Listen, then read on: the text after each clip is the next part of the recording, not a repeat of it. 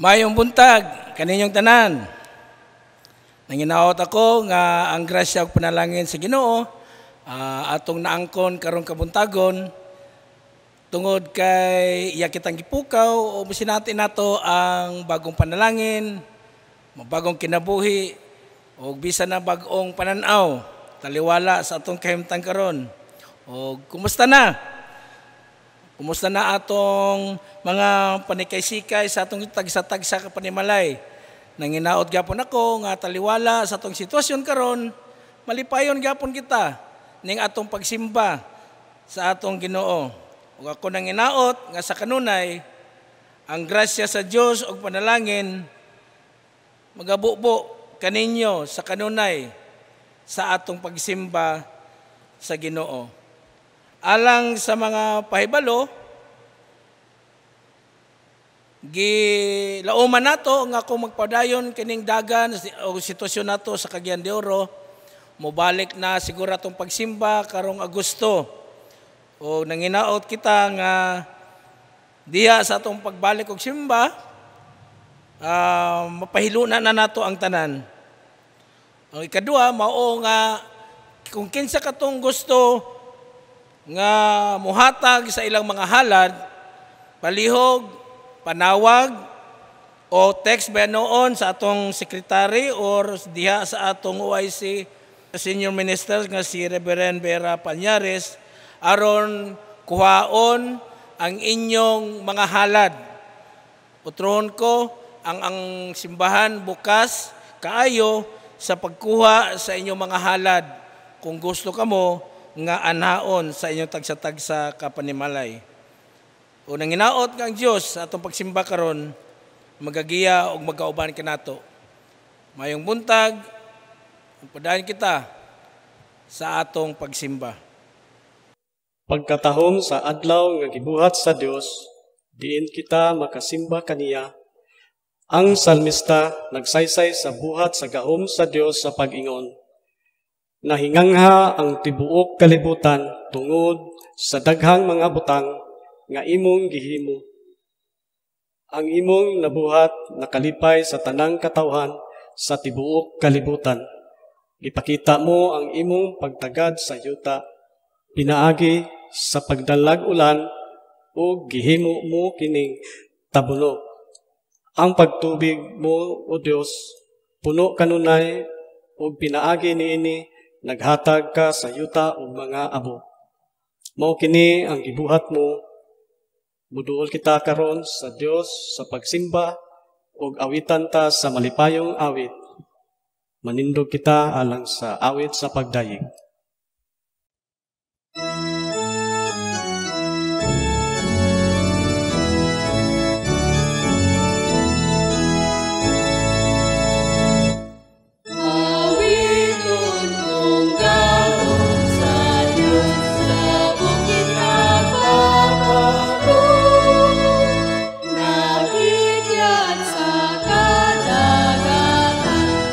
Sa kanangika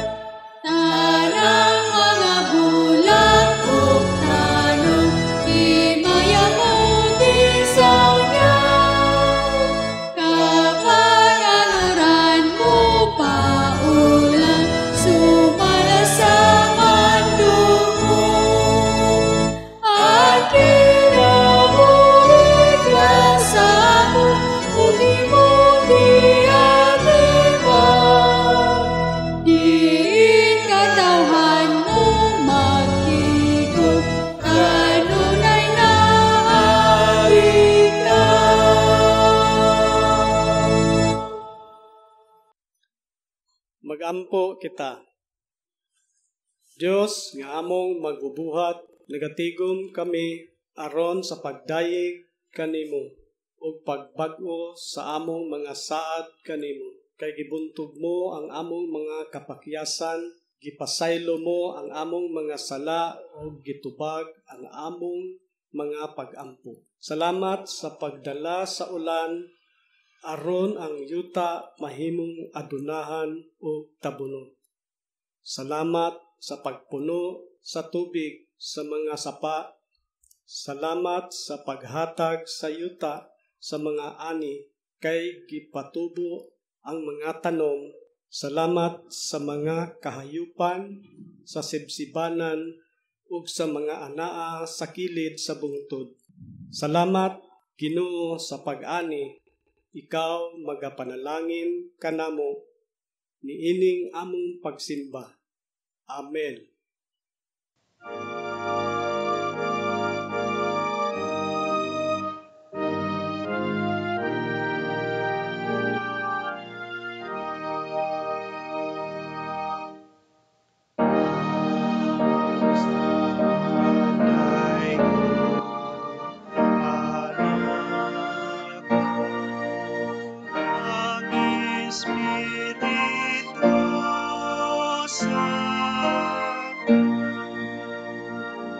Sukat pa sa sinugdanan, ahon sa kanunan.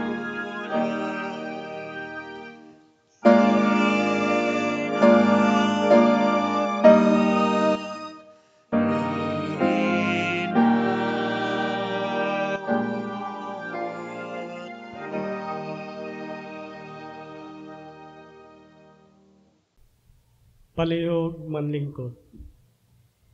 Kay napakyas man kita sa kabubuton sa Dios, muduol kita aron sa pagpangayo o pasaylo ngadto kaniya. O Ginoo, luwasa kami sa katig-a sa kasing-kasing, diin ang imong pulong dili mo gamot. Luwasa kami diin ang imong pulong mangalaya. Luwasa kami gikan sa paglimbong sa mga katigayunan. Diin ang imong pulong giguba sa adlaw-adlaw nga pagatiman. Apan Ginoo, itugot ng among mga kasing-kasing, mahimo nga mungawon nga yuta. Diin ang imong pulong lambo ug maghatag og ani ug pagdala sa kaluwasan alang kanamo. Amen.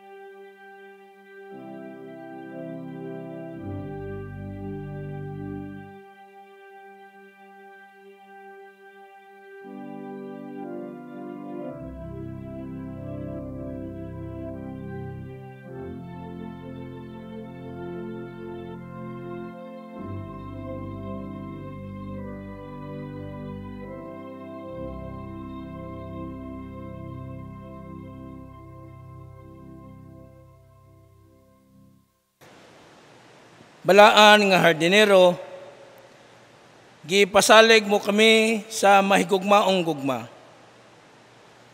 Walay katapusan nga mga kaluoy, ug walay katapusan nga pagkamatinud-anon. Ug maron nimo ang tinuod nga panigiglaay, kanimo pinaagi sa walay kinutuban nga pagpasaylo. Diha kang Kristo kining matinuoron nga gugma gitanom sa atong mga kasing-kasing.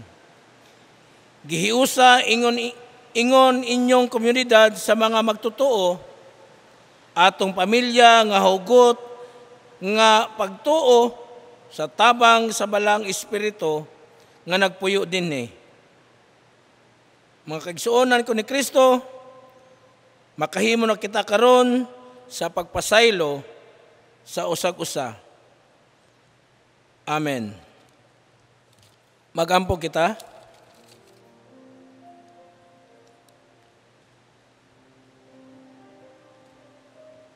Labing gamhanan og may gugmaon na mga Diyos nga magbubuhat, mangluluwas, magsasangkap. Nining kabuntagon Ginoo, dako ang among pagpasalamat kanimo tungod sa dagang milagro kaayo nga imong gipasinati kanamo. Sukat pa sa una, karon og bisan na sa umaabot.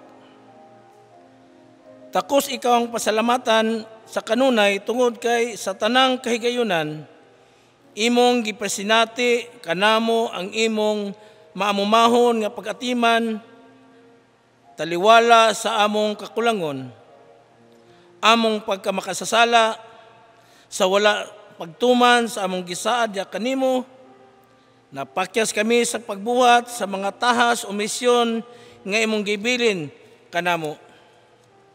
Apan taliwala nining tanan, ang imong gugma o kaluoy mo gihapon ang nangibabaw alang kanamong tanan.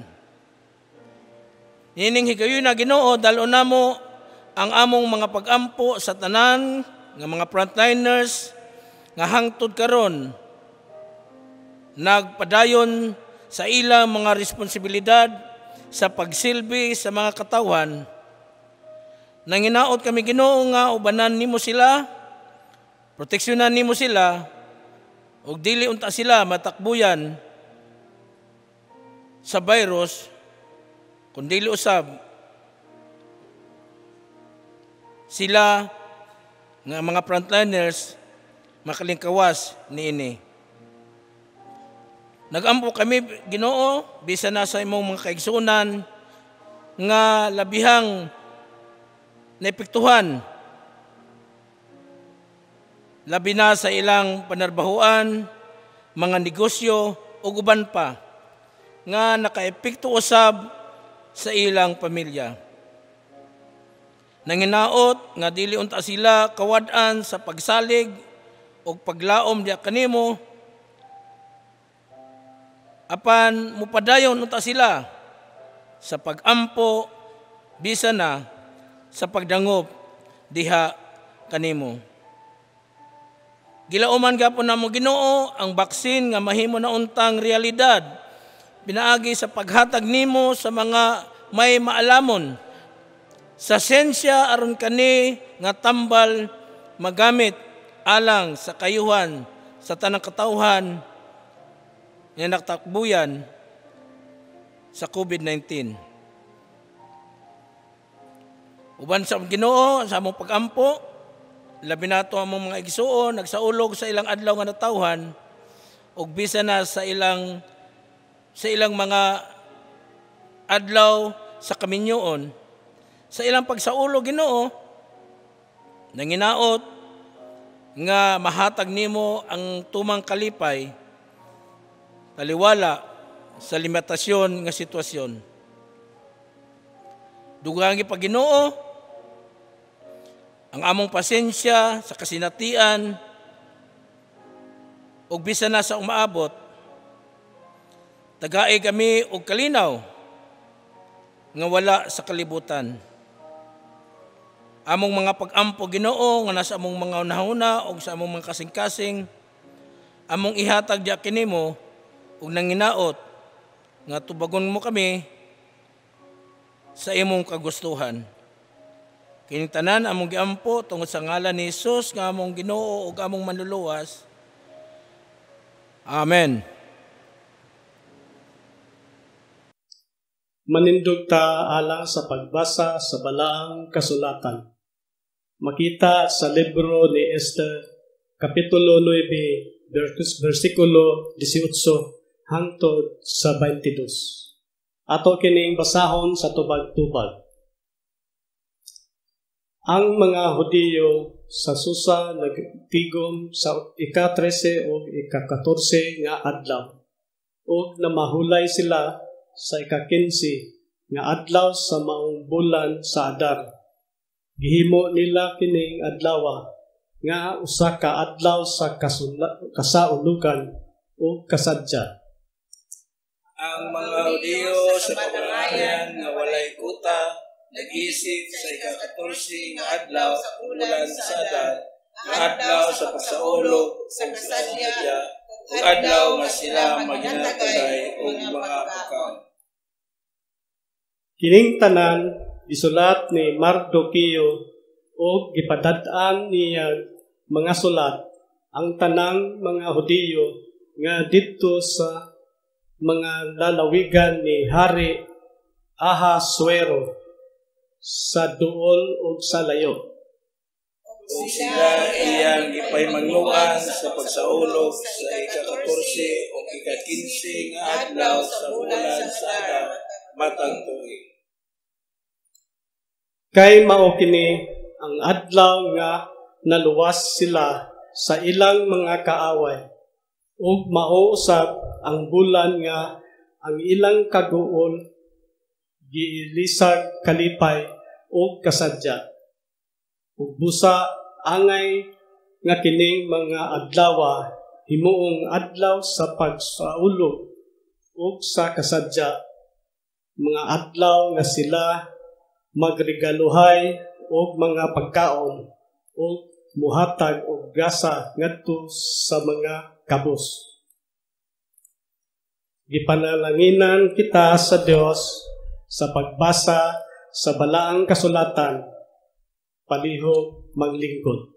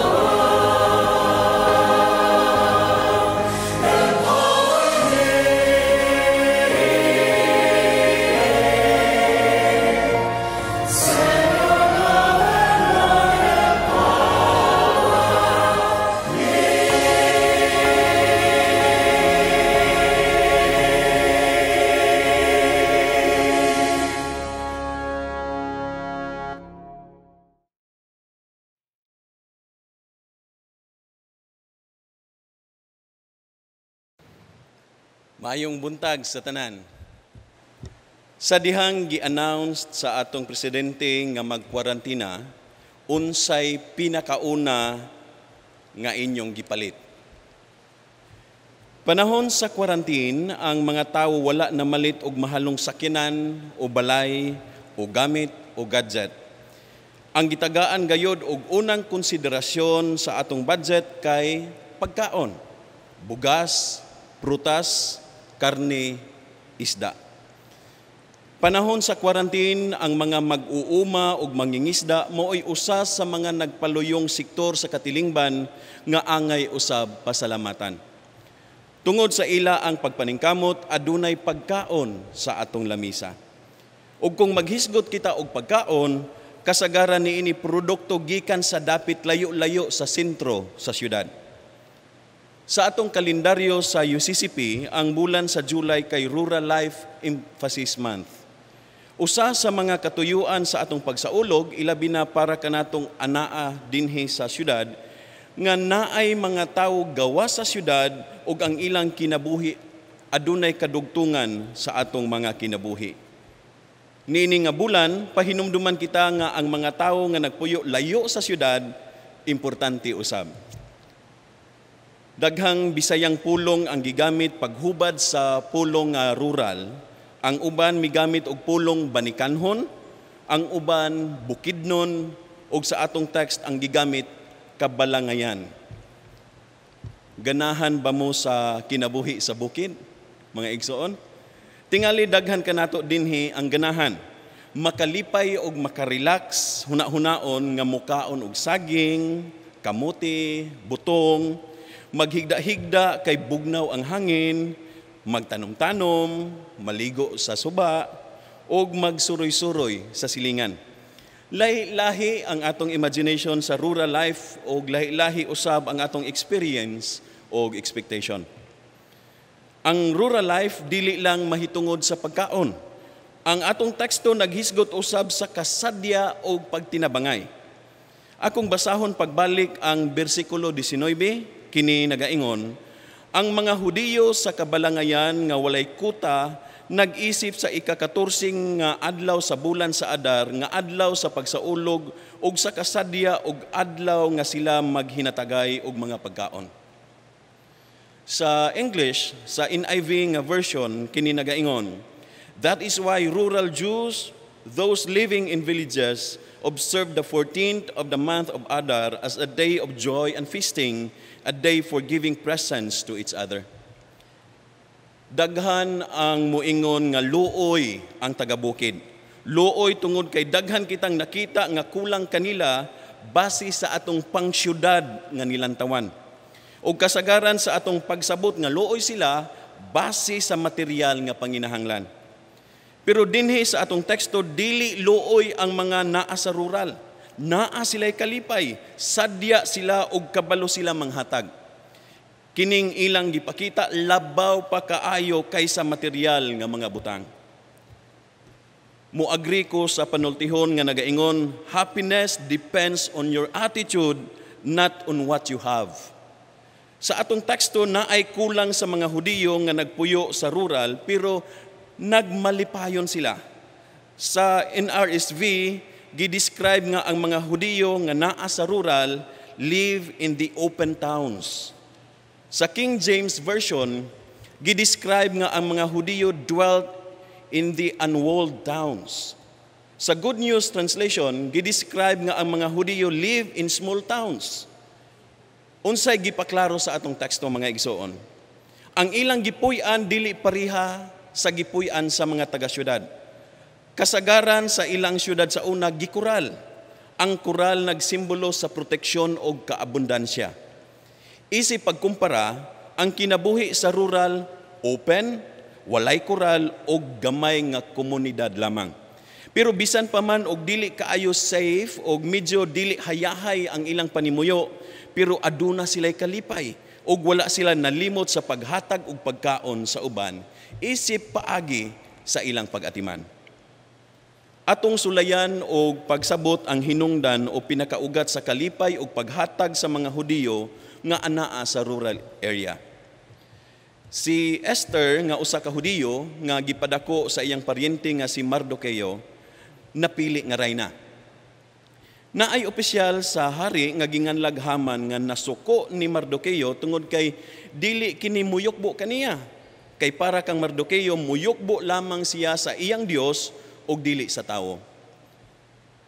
Sa kasuko ni Haman, iyang gisulsulan ang hari nga magpakanaog og balaod nga pamatyon o puuhon ang tanang Hudiyo sa Persya sa rason nga nagkadaghan ang ilang kaliwat ug dili kabalo mosunod sa balaod. Ug tungod kay sinaligan sa hari si Haman, natuman ang iyang gusto. Human sa mga pagpuasa ug pagampo, miduol si Esther sa hari bisag wala siya imbitara. Bisag kini nagkahulugan nga pwede siyang patyon. Mitug-an si Esther nga siya Hudiyo ug namiligro ang iyang kinabuhi ug ang kinabuhi sa iyang mga kadugo. Ug tungod niini nagpakanaog og laing balaod ang hari tungod kay dili naman niya pwede usbon ang una niyang balaod. Gitugutan sa hari ang tanang Hudiyo sa lalawigan nga mogamit og hinagiban aron dipinsahan ang ilang kaugalingon ug ang umaabot nga kaliwatan. In short, grabe ang kalipay sa mga Hudiyo tungod kay nagmadaogon sila sa gubat. Naangkon nila ang kalipay pero miagi sila og kakuyaw, kaguol o kalisod. Og sa atong teksto gusto nila nga hinumduman sige ang ilang kakuyaw, ang ilang kaguol o ang ilang kalisod nga naagian aron makahinumdom sila sa ilang kalipay nga gigasa sa Dios kanila. Akong basahon ang bersikulo 21 ngadto sa 22 kini nagaingon, og sila iyang gipahimangnuan sa pagsaulog sa ika-14 og ika-15 nga adlaw sa bulan sa Adar matag tuig kay mao kini ang mga adlaw nga naluwas sila sa ilang mga kaaway og mauusab ang bulan nga ang ilang kaguol giilisag kalipay og kasadya. Ug busa angay nga kining mga adlaw himong adlaw sa pagsaulog ug sa kasadya, mga adlaw nga sila magregaluhay og mga pagkaon ug muhatag og gasa ngadto sa mga kabos. Ganahan ko sa komentary sa usa ka writer, murag isip summary sa atong teksto. Ingon niya, what was going to be their death turned and became their hope for life in the future, their cause for celebration. Their past caused them to celebrate, not grieve. And the memory of a past event that at first was cause for great mourning, fasting and prayer became the grounds for celebration.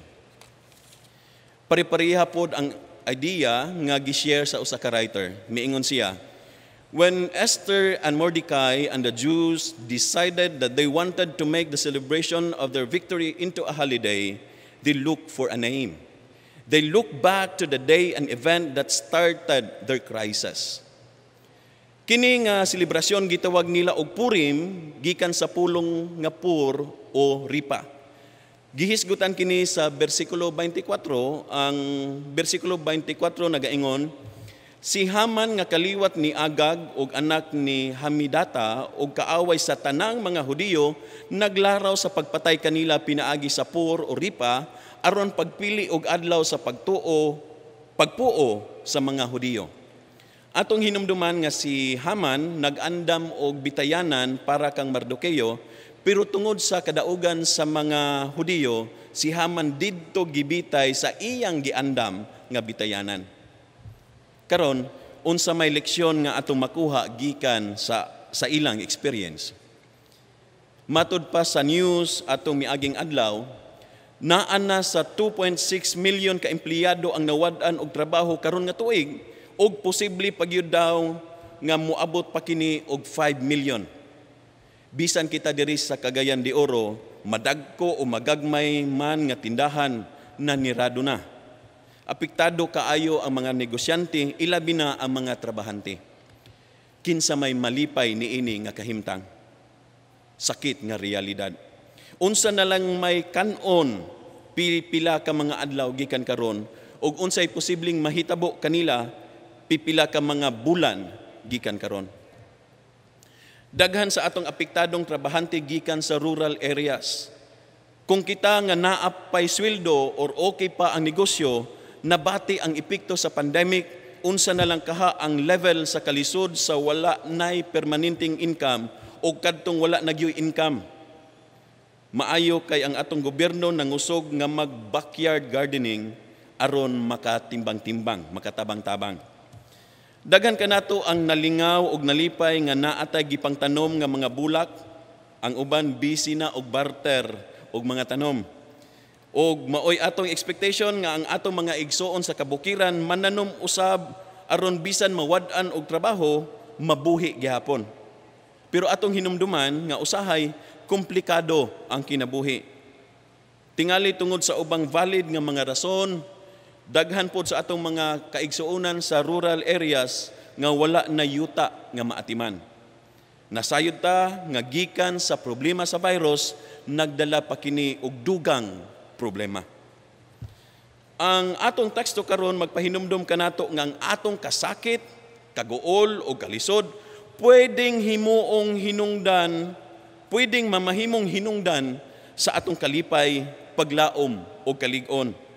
Ang coronavirus nakahatag kanato og daghang problema, pero posible usab nga kini nga pandemic makahatag kanato og higayon alang sa kalipay o kabag-uhan, kasadya o paghinatagay. Unsaon aron kini mahitabo?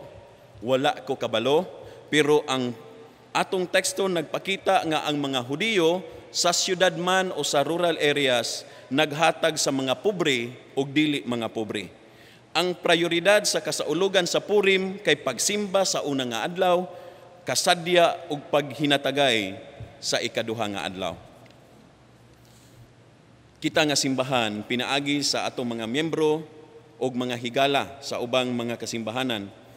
Nagpahigayon kita og random act of kindness sa tinguha nga bisan sa ginagmay,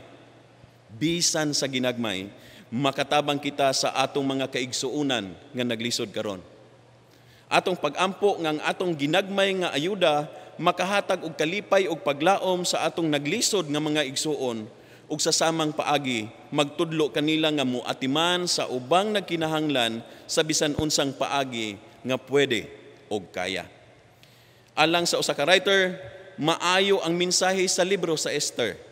Matud pa niya, Esther is a story of triumph that grew out of tragedy, ecstasy out of agony, celebration out of devastation. Lisod pa kaayo ni sabton karon, pero in God's own time, makita ra nato ang mensahe sa Dios. Isip panapos, adunay panultihon nga nagaingon, the idea that some lives matter less is the cause of so much that's wrong in the world. Daghan sa atong mga igsoon gikan sa rural ang naka-experience og discrimination. Gi-lockdown, gibully, gihimong last sa priorities, wala kaayo na paminaw og dali kaayo nga ma-judge. Si Jesus sa New Testament, mas dako ang time nga iya ang gigamit para sa rural areas. Ug daghan sa iyang mga followers gikan sa rural areas usab. Bisan gani ang mga wali ni Jesus gituyo niya nga sayon sabton aron makasabot ang nagpuyo sa rural areas. Pero naay obserbasyon nga dili sa tanang panahon ayuda ang gikinahanglan sa mga taga-rural. Respeto o pag-atiman igo na kaayo alang kanila. Akong usbon, respeto o pag-atiman igo na kaayo alang kanila. Kung dili ta makahatag og ayuda kanila sa tanang panahon, hinaot nga ang pagsaulog nato sa rural life, igo na nga magpahinumdum kanato nga sila sama kanato anak usab sa Dios nga may katakos og panginahanglan. Nakasulay ba mo mga igsoon nga kung naata sa daplin sa suba o daplin sa dagat, mukuha tag bato og atong ilabay? Sa atong paglabay sa bato, dili ta makabalo unsa kalayo o unsa kalalom ang maabtan sa mao nga bato. Sa samang paagi, sa dihang atong tagaan og ayuda o tagaan og pagtagad ang taga-rural, wala ta kabalo unsa kalalom ang epekto niini alang kanila o unsay pwedeng himuon sa Dios sa ilang kinabuhi tungod sa ehemplo nga imong gipakita. Mag-ampo ta. Naaman kami sa syudad o sa layo nga dapit, kutob sa mahimo o Dios, ganahan mi mulikay sa kasakit, kaguol o kalisod. Ganahan mi magpabiling malipayon ug mapuno sa sadya nga okasyon. Pero miabot ang coronavirus ug giguba ang dagan sa among kinabuhi ug trabaho. Among pag-ampo nga sama sa mga Hudiyo sa panahon ni Esther ug Mardoqueo, malig-on unta kami sa paghuna-huna nga gamhanan ka o Dios ug pwede nimo usbon ang among kaguol ngadto sa kalipay, ang among kasakit ngadto sa kadaugan, ang among kahadlok ngadto sa kalinaw. Tagay kami o Dios sa dugang pailob ug hugot nga pagtuo nga kining virus lumalabay lamang. Og hinaot among mabati nga naapoy laing panginahanglan gawa sa coronavirus. Na ay daghan sa among kaigsuunan ang anaa sa kalisod. Bisan pa man og dili kami obligado sa pagtabang kanila sa kanunay, pero hinaot o Dios nga isip Kristohanon makita namo ang among kadugtungan ngadto kanila. Mahisama unta kami kanimo nga walay hunong sa pag-atiman sa nanginahanglan. Tabangi kami o Dios nga mabuhat namo ang angay himuon sa among panahon karon. Sa ngalan ni Jesus nga higala sa mga kabos. Amen. Ingon niini ang pagdayeg sa yuta ngadto sa Dios. Pagpasalamat sa kadagaya sa Dios. Ang mga sibsibanan nagsulob sa ilang kaugalingon sa mga panon ug ang mga walog nagkabulag sa ilang kaugalingon. Uban ang madanihon nga mga uma pagpaambit sa ilang kadaghan sa uban pang paglalang. Kita usab musimba sa Dios pinaagi sa kadagaya o mabungahon sa atong kinabuhi. Paghalad sa among mga ani nga ingon sila mga awit sa malipayong pagdayeg. Simbahon ta ang Dios gamit ang atong mga halad.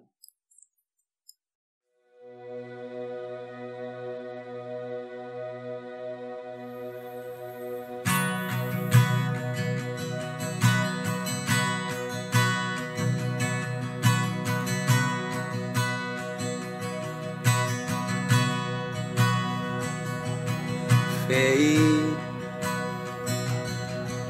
was nothing on the providence I know, no longer bound to things of wood and stone. When all I had to offer was my worth, you saw my heavy heart and loved me first. Beauty staring down my brokenness. You chose to throw your heart into the mess. Compassion crashing down upon my death. You were there all this time, like a river running through my carried me all this time, like the splinters buried in your shoulders. You carry me now. Hallelujah. If ever now my heart cries hallelujah. If ever now in the wonder of your grace, 1,000 times, 1,000 years my soul will say praise.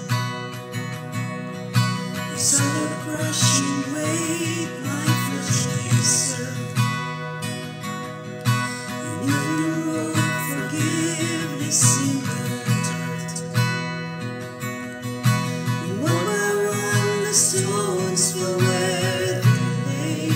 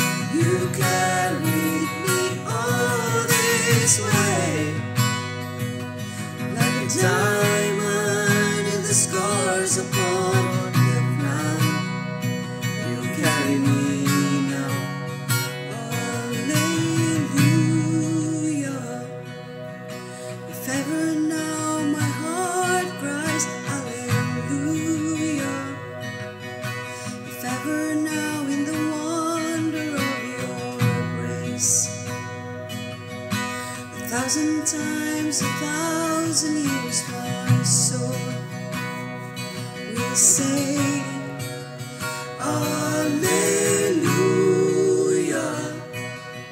Forever now in the greatness of my Savior, forever now in the brightness of your name. Jesus, on this rock I'll sing your praise.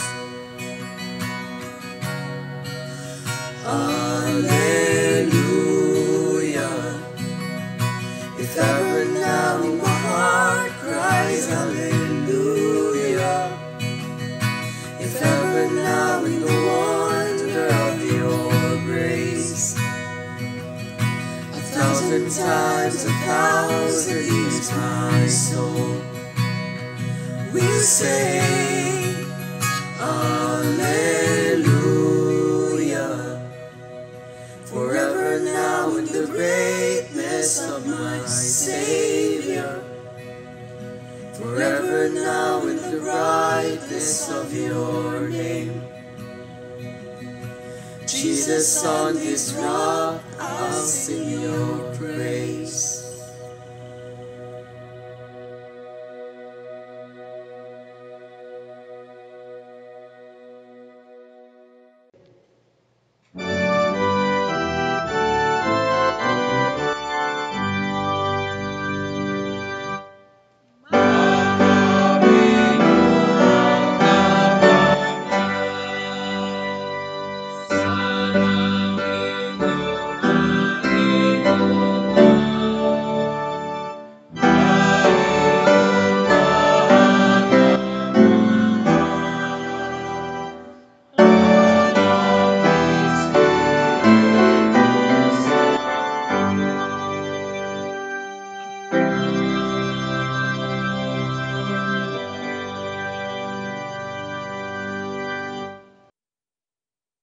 Sa among paghalad sa among mga gasa ug kinabuhi nining taknaa, hinaot unta nga mahimo namong sundon ang imong pagpadayag sa imong gugma, nga dili kami magtago sa among mga panalangin, nga mahimo kaming maghihatagon ug madanihon sa tanan nga imo.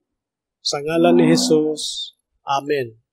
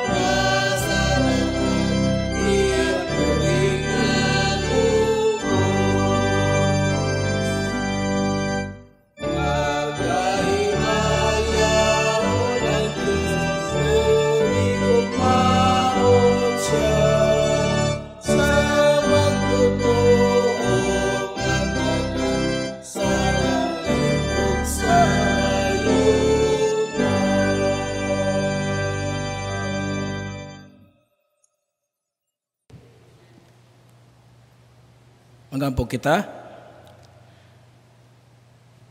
Laming gamanan ng may gugmaw ng mga Diyos, salamat Ginoo sa mensahe sa awit.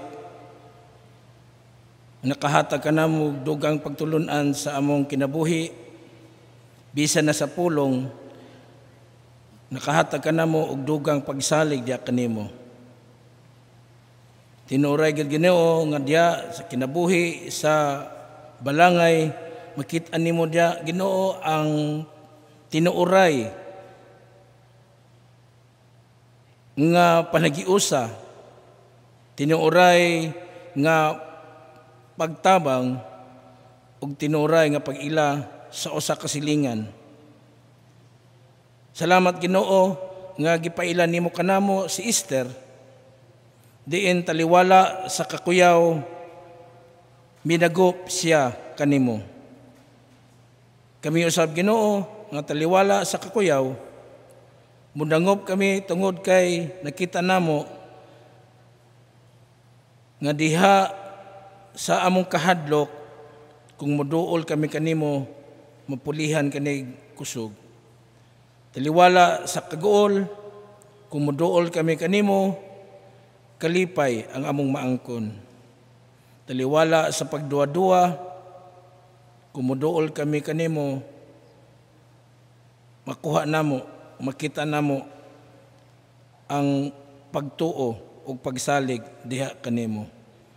Sa Ginoo ning hikahigayunan tabangi kami sa pagduol kanimo sa kanunay aron makita namo ang tinuray nga mensahe ning among kinabuhi karon o makita namo ang tinuray nga pagdugtungay sa matag usa pinaagi usab sa pakig-ambit ngadto kanila dili lamang sa mga pulong ug bisan na sa ginagmay nga pamaagi sa mga ayuda nga among mahatag ngadto kanila kay nag-ila kami Ginoo na diha sa balangay makita namo ang imong mensahe, makita namo ang tinuray nga Hesukristo sa among kinabuhi.